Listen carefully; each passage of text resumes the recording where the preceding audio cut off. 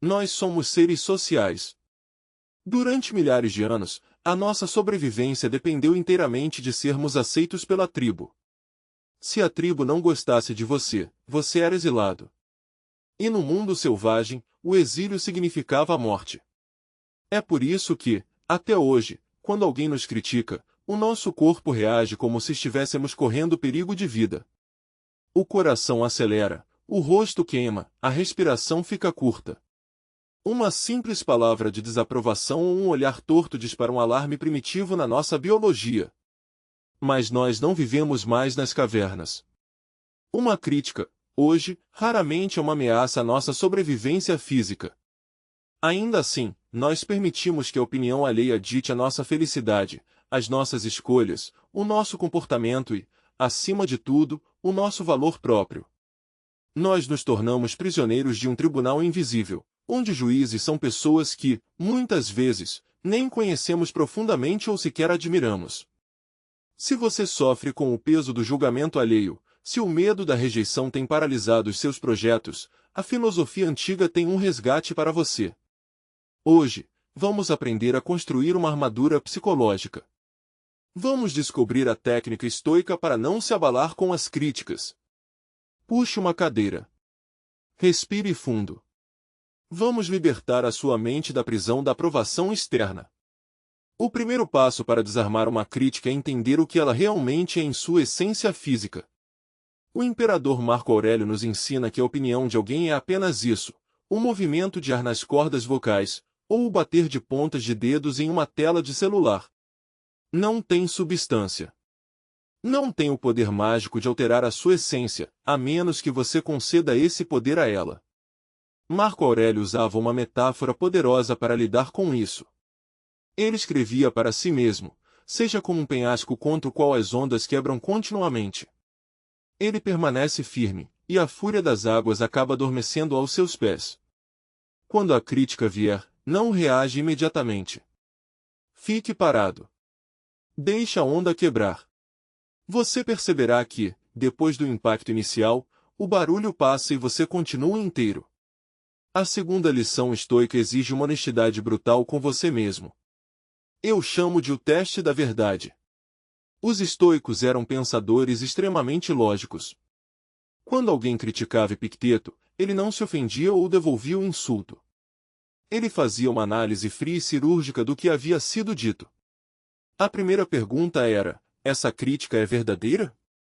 Se a resposta for sim, por que você está com raiva? A pessoa apenas apontou um defeito que você realmente tem ou um erro que você de fato cometeu.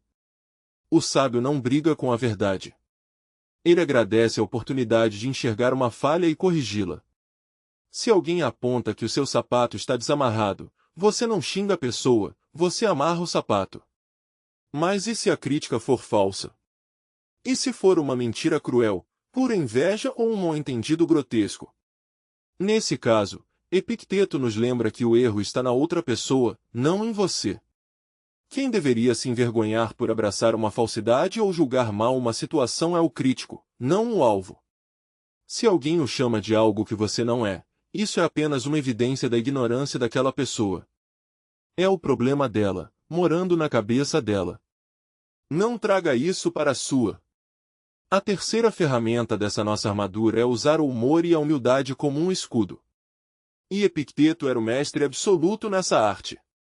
Ele dizia que, se chegarem a você e disserem que alguém falou mal de você pelas costas, você não deve ficar na defensiva ou tentar se justificar.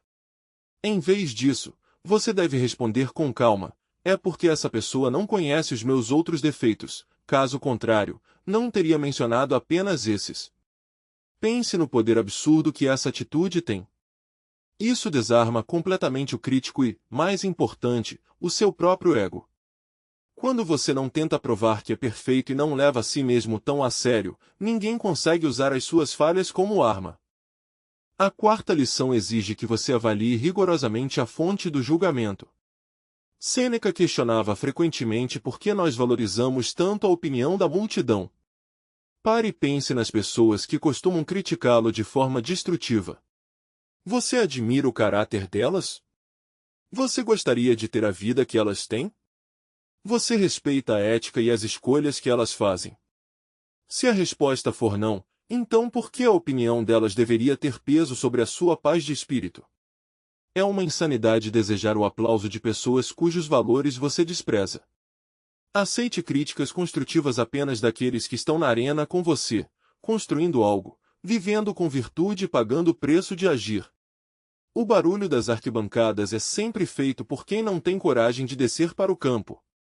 A quinta lição estoica é sobre o poder da projeção. Entenda que a crítica injusta fala muito mais sobre quem critica do que sobre quem é criticado.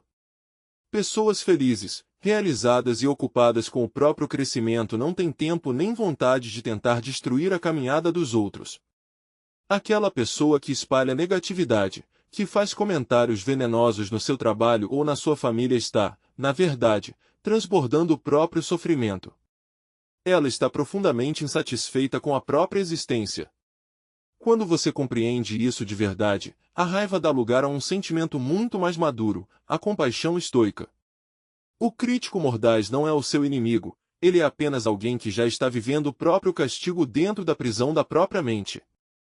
Por último, precisamos falar sobre o antídoto definitivo contra o medo da rejeição, a integridade do seu próprio eu. Se você sabe quem você é, se as suas intenções são limpas e se você está agindo de acordo com a sua própria consciência, o que o mundo diz ou deixa de dizer perde o peso. Como escreveu Marco Aurélio em seus diários, eu faço o meu dever, as outras coisas não me perturbam. O seu valor não é negociável na bolsa de valores da opinião pública. Não passe os dias da sua única vida tentando moldar a sua personalidade para caber nas expectativas de quem não se importa de verdade com o seu sofrimento.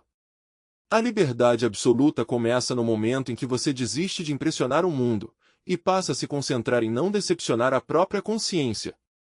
Deixe que falem. Deixe que julguem. Deixe que apontem o dedo. Enquanto eles gastam a preciosa energia deles olhando para a sua vida, use a sua energia para construir a si mesmo. Seja o penhasco. E deixe as ondas quebrarem. Espero que essas lições lhe tragam a força necessária para enfrentar o mundo de cabeça erguida, sem se curvar ao ruído externo. Muito obrigado por me fazer companhia nesse tempo. Se cuide. E até a próxima!